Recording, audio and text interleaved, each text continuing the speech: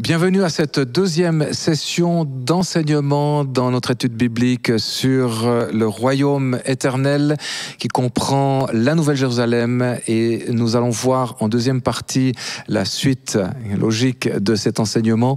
C'est vrai qu'il y a beaucoup à partager selon la parole de Dieu. Nous vous remercions en tout cas de prêter attention à cette étude biblique. Nous souhaitons aussi bien entendu la bienvenue à celles et ceux qui sont en ligne, que nous puissions vraiment verser et déverser nos cœurs dans la parole de Dieu pour être encore enseignés, cette fois-ci dans ce qui concerne la Nouvelle Jérusalem qui est chère au cœur de Dieu. Continuons dans l'épître aux Corinthiens, la première de Paul aux Corinthiens au chapitre 3, versets 16-17.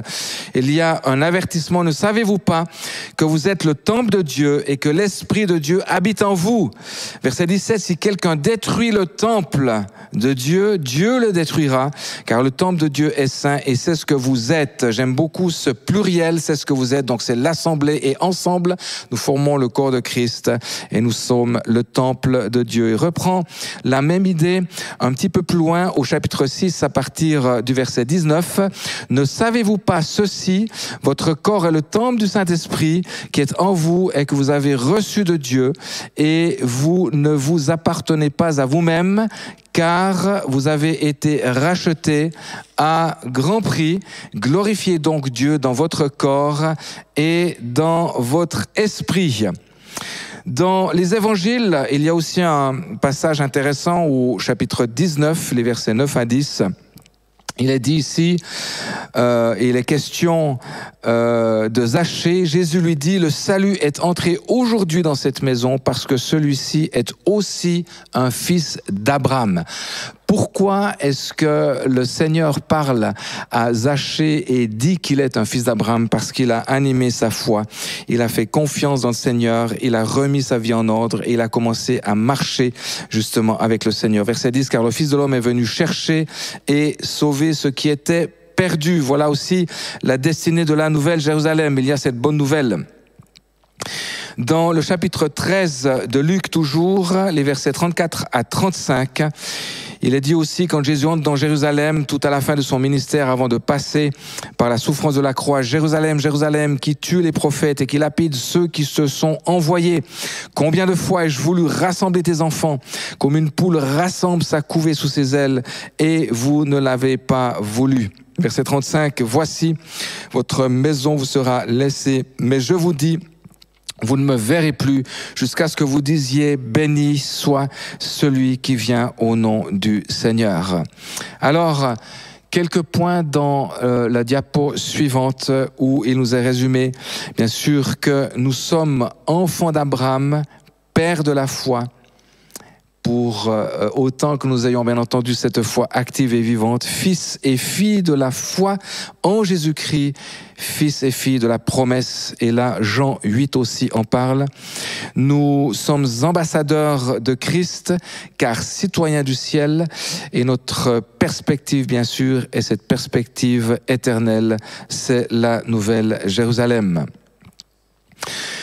Notre avenir, notre espérance pour la Nouvelle Jérusalem, eh bien l'épître aux Hébreux, nous ne connaissons pas forcément l'auteur. Au chapitre 12, verset 18, il est dit, vous ne vous êtes pas approchés d'une montagne qu'on pouvait toucher et qui était embrasée par le feu, ni de la nuée, ni des ténèbres, ni de la tempête, ni du retentissement de la trompette, ni du bruit des paroles, ni tels que ceux qui l'entendirent demandèrent qu'il ne leur fût adressé aucune de plus, car ils ne supportaient pas cette déclaration. Si même une bête touche la montagne, elle sera lapidée. Et ce spectacle était si terrible que Moïse dit, je suis épouvanté et tout tremblant, mais vous vous êtes approchés de la montagne de Sion, de la cité du Dieu vivant, et notez de la Jérusalem céleste, des myriades qui forment le chœur des anges, de l'assemblée des premiers-nés inscrits dans les cieux, du juge qui est le Dieu de tous, des esprits des justes parvenus à la perfection. Verset 24, de Jésus qui est le médiateur de la nouvelle alliance et du sang de l'aspersion qui parle mieux de celui d'Abel. On se souvient de ce sang versé par Caïn sur son frère Abel, et nous venons là dans cet événement malheureux de voir ce que la jalousie spirituelle peut provoquer. La jalousie est terrible, à combien forte raison la jalousie spirituelle est destructrice. On en a ici malheureusement malheureusement l'exemple de Caïn qui va tuer Abel. Le sang du premier meurtre de l'humanité est donné, le sang est versé. Et Jésus, qui est le médiateur de cette nouvelle alliance, parle tellement fort aussi de ce sang de la nouvelle alliance. Quand on passe au verset 23 de ce chapitre 12 d'Hébreux, eh bien on parle de cette assemblée des premiers-nés, cette assemblée qui est chère au cœur de Dieu. Vous pouvez retrouver cela dans le livre des Actes au chapitre 7, verset 38, qui donne aussi cette correspondance que nous trouvons dans ce chapitre extraordinaire de l'Exode, où le peuple d'Israël est délivré de ses 430 ans de l'esclavage. Et dans ce chapitre 19, il y a ce spectacle absolument extraordinaire de cette montagne qui est en feu, où Dieu se révèle comme ce Dieu 3 fois saint, où Dieu se révèle comme ce Dieu à craindre. Bien sûr que la nouvelle Jérusalem est réservée pour celles et ceux qui craignent l'Éternel, et nous avons la démonstration de cette convocation de l'assemblée chère au cœur de Dieu dans ce chapitre 19 de l'Exode, justement, où il y a cette alliance que Dieu conclut avec son peuple une fois qu'ils sont sortis du pays d'Égypte. Continuons dans cette espérance, dans l'avenir vivant, dans cet avenir stimulant, motivant qui est cette nouvelle Jérusalem. Et nous passons bien sûr dans ce passage d'Apocalypse au chapitre 3, les versets 12 et 13. Et il est question ici de cette adresse à cette deuxième église, celle de Philadelphie. Philadelphie, ce sont les frères qui s'aiment. Philadelphie, ce sont ceux et celles et ceux qui s'aiment, bien entendu. Philadelphia, les frères qui s'aiment. Celui qui vaincra, je lis, je ferai de lui une colonne dans le temple de mon Dieu, et il n'en sortira plus. J'écrirai sur lui le nom de mon Dieu et le nom de la ville de mon Dieu. De là, notez Nouvelle Jérusalem. C'est la première mention de cette Nouvelle Jérusalem qui descend du ciel d'auprès de mon Dieu et de mon nom nouveau. Verset 13, que celui qui a des oreilles entende ce que l'Esprit dit aux églises.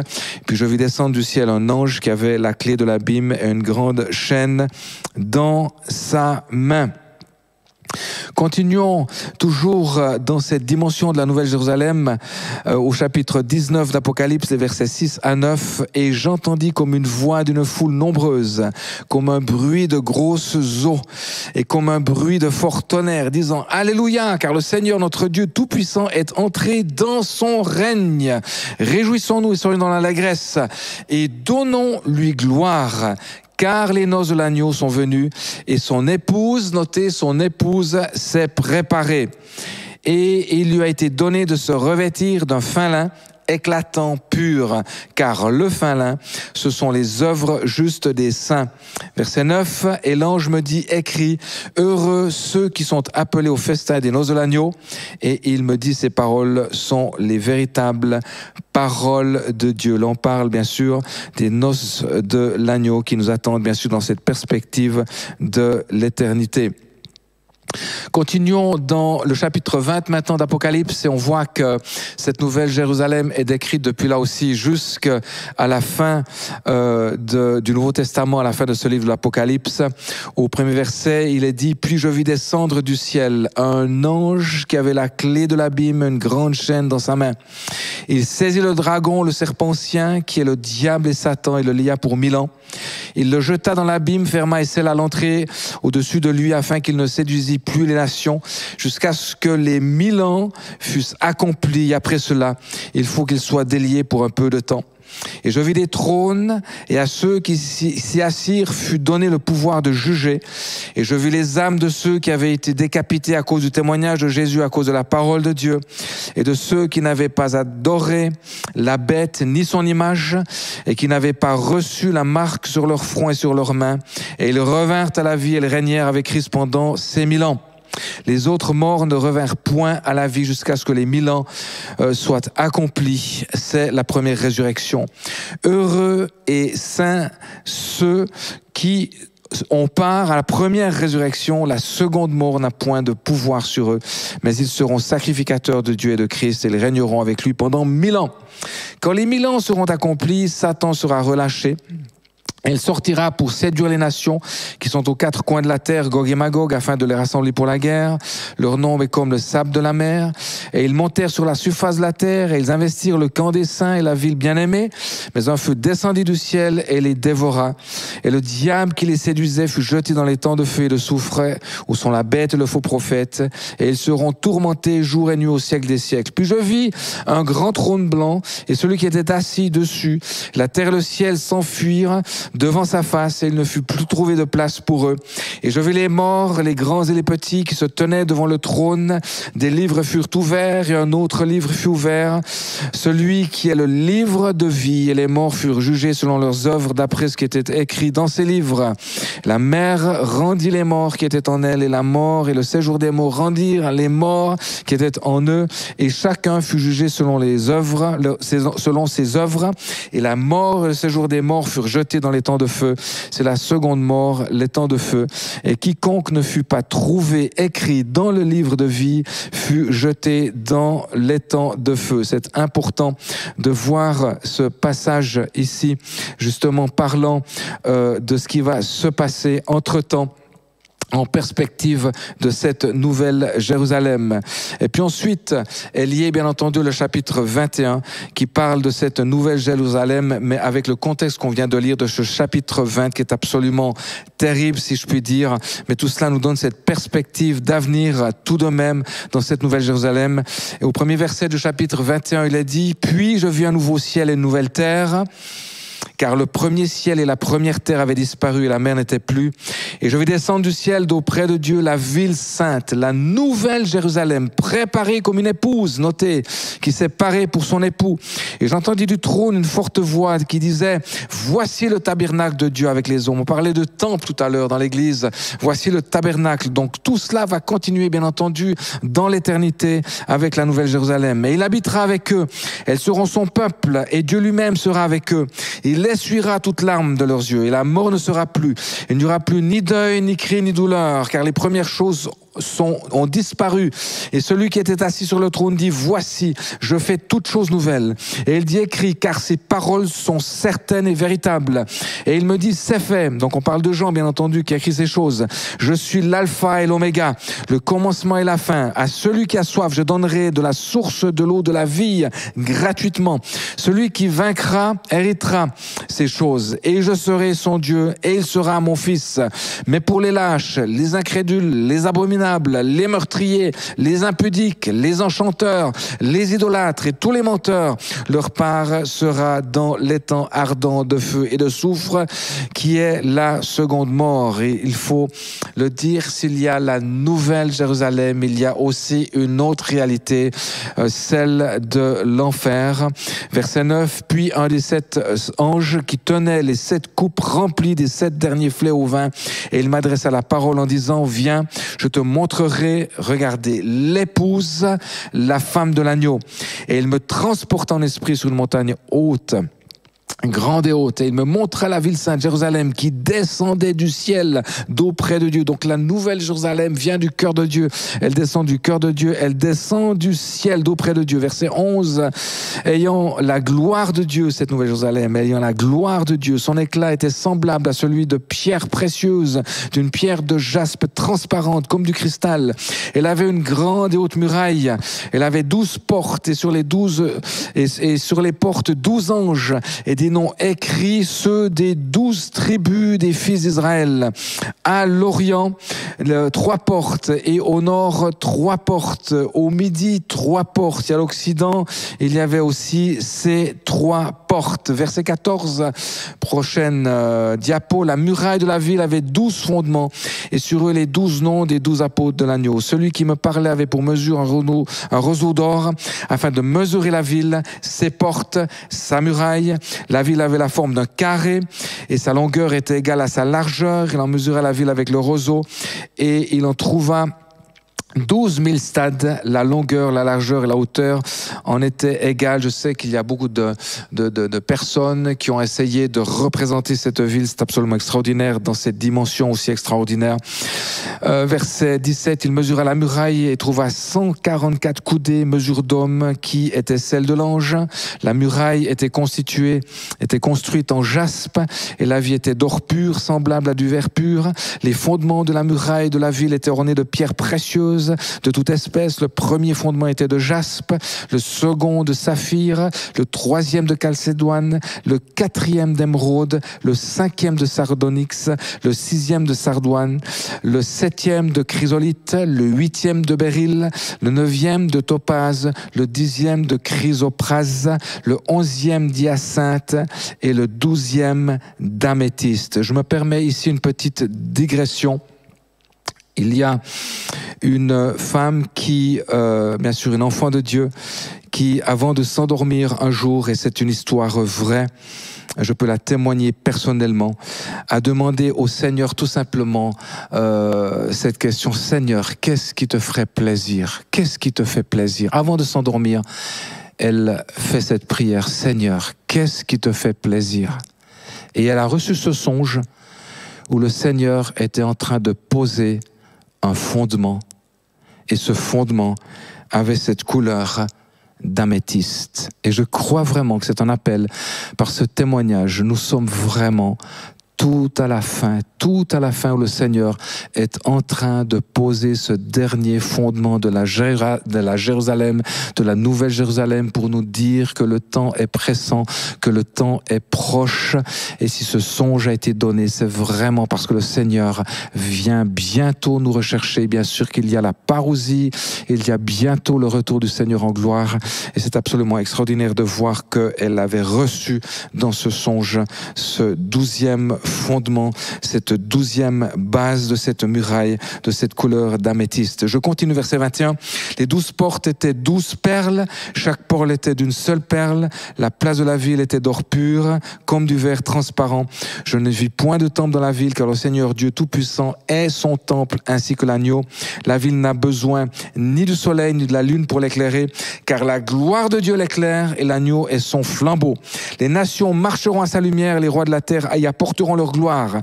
Verset 25, ces portes ne se fermeront point le jour, car il n'y aura point de nuit.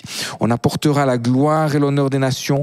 Il n'entrera chez elles rien de souillé, ni personne qui se livre à l'abomination et au mensonge. Il n'entrera que ceux qui sont écrits dans le livre de l'agneau.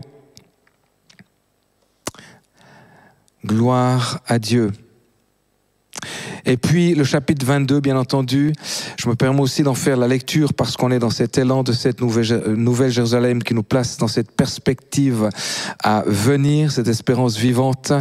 Au premier verset d'Apocalypse 22, je lis: il me montra un fleuve d'eau de la vie, limpide comme du cristal, qui sortait du trône de Dieu et de l'agneau. Et au milieu de la place de la ville, sur les deux bords du fleuve, il y avait un arbre de vie produisant 12 fois des fruits, rendant son fruit chaque mois, et dont les feuilles servaient à la guérison des nations. Et j'aime mieux vous dire que là, nous pourrons goûter de ce fruit, justement, de cet arbre, en comparaison du premier arbre qu'il y avait en Éden. Je ferme la parenthèse. Verset 3, il n'y aura plus d'anathème. Le trône de Dieu, l'agneau, sera dans la ville. Ses serviteurs le serviront. Verset 4, et verront sa face, et son nom sera sur leur front. Il n'y aura plus de nuit, ils n'auront plus besoin ni de lampe ni de lumière, parce que le Seigneur Dieu les éclairera, et ils régneront au siècle des siècles. Et il me dit: ces paroles sont certaines et véritables. Et le Seigneur, le Dieu des esprits des prophètes, a envoyé son ange pour montrer à ses serviteurs les choses qui doivent arriver bientôt. Ces choses ont été écrites il y a bientôt 2000 ans. À combien de forte raison, elles sont à la porte, bien sûr. Verset 7, voici, je viens bientôt. Heureux celui qui garde les paroles de la prophétie de ce livre. C'est moi, Jean, qui ai entendu et vu ces choses, et quand j'eus entendu et vu, je tombais aux pieds de l'ange qui me les montrait pour l'adorer. Mais il me dit: garde-toi de le faire. Je suis ton compagnon de service et celui de tes frères, les prophètes, et de ceux qui gardent les paroles de ce livre. adore Dieu, je rajoute seul, bien sûr, adore Dieu seul. Et il me dit, ne scelle point les paroles de la prophétie de ce livre, car le temps est proche. On insiste, bien entendu, que celui qui est injuste soit encore injuste, que celui qui est souillé se souille encore, et que celui qui pratique encore la justice, eh bien qu'il pratique la justice, que le juste pratique encore la justice, et que celui qui est saint se sanctifie encore. Verset 12, voici, je viens bientôt et ma rétribution est avec moi pour rendre à chacun selon ce qui est son œuvre. Je suis l'alpha et l'oméga, le premier, le dernier, le commencement et la fin. Verset 14, heureux ceux qui lavent leurs robes afin d'avoir droit à l'arbre de vie et d'entrer par les portes de la ville. On ne va pas passer, bien entendu, par les murailles. On ne va pas pouvoir franchir ces murailles. L'entrée se fait par les portes de cette ville de la Nouvelle Jérusalem. Dehors les chiens, les enchanteurs, les impudiques, les meurtriers, les idolâtres et quiconque aime et pratique le mensonge. Il y a un avertissement bien entendu là. Verset 16, moi Jésus, j'ai envoyé mon ange pour vous attester ces choses dans les églises. Je suis le rejeton et la postérité de David, l'étoile brillante du matin. Je suis venu vous avertir et vous attester ces choses dans les églises. Bien sûr qu'on parle bien sûr du début du livre des Apocalypses où ces églises ont été adressées. On vient ici à la fin donner cet avertissement tellement solennel et important. Verset 17, et l'esprit et l'épouse disent viens, et que celui qui entend et dise viens, que celui qui a soif vienne, et que celui qui veut prenne de l'eau de la vie gratuitement. Amen. Bien sûr que le Seigneur est ce rejeton et la postérité de David, l'étoile brillante du matin, il est cette espérance vivante dans nos cœurs. Verset 18, je le déclare à quiconque entende les paroles de la prophétie de ce livre, si quelqu'un y ajoute quelque chose, Dieu le frappera des fléaux décrits dans ce livre. Et si quelqu'un retranche quelque chose des paroles du livre de cette prophétie, Dieu retranchera sa part de l'arbre de la vie et de la ville sainte décrit dans ce livre. Verset 20, celui qui atteste ces choses dit oui, je viens bientôt. Amen. Maranatha, viens, Seigneur Jésus, que la grâce du Seigneur Jésus soit avec vous. C'est absolument extraordinaire de voir comment est-ce que ce livre prophétique, le livre du Nouveau Testament, de la révélation des choses de Dieu termine avec cette note absolument extraordinaire, positive, qui nous encourage.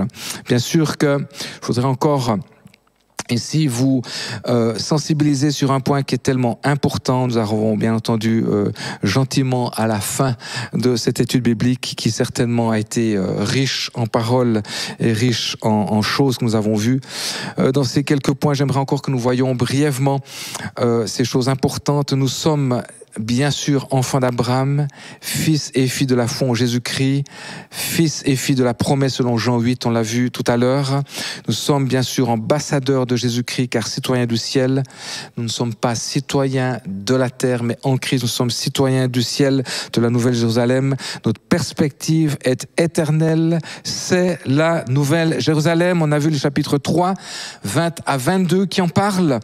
Cette Jérusalem qui descend du ciel, qui va réunir son peuple et notez s'il vous plaît, Juifs, Israël et les nations repenties, bien entendu, l'épouse de l'agneau. Je souligne ici en Apocalypse 19, 7, l'épouse de l'agneau. Et on parle aussi de Zacharie 12 qu'on a vu tout à l'heure. Et tout cela m'amène à nous sensibiliser sur cette tendance du scandale de la théologie du remplacement qui est une hérésie.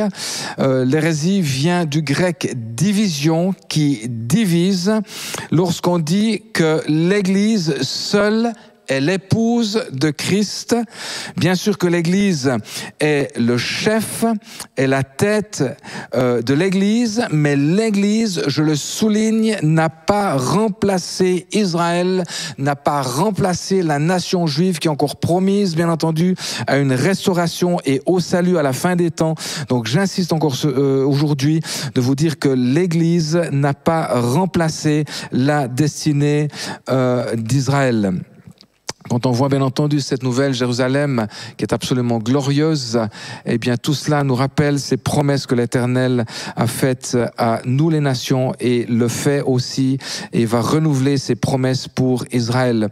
Regardez quand même encore sur ce que je voudrais encore nous apporter ce soir dans cette nouvelle Jérusalem, sa constitution, c'est important, l'essence de sa constitution, ce mur de séparation, juif et nation en Christ n'est plus. On l'a vu tout à l'heure, je me permets de le relire ici au premier chapitre d'Éphésiens à partir du verset 16.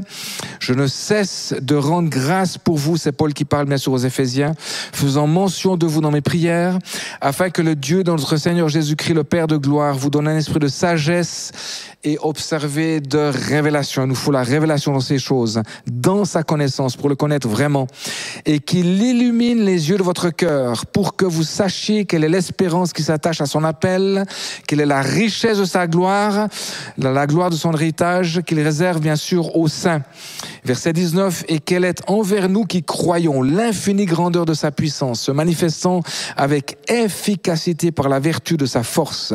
Verset 20, regardez, il l'a déployé en Jésus-Christ, en le ressuscitant des morts, en le faisant asseoir à sa droite dans les lieux célestes, au-dessus de toute domination, de toute autorité, de toute puissance, de toute dignité, de tout nom qui se peut nommer, non seulement dans le siècle présent, mais encore dans le siècle à venir.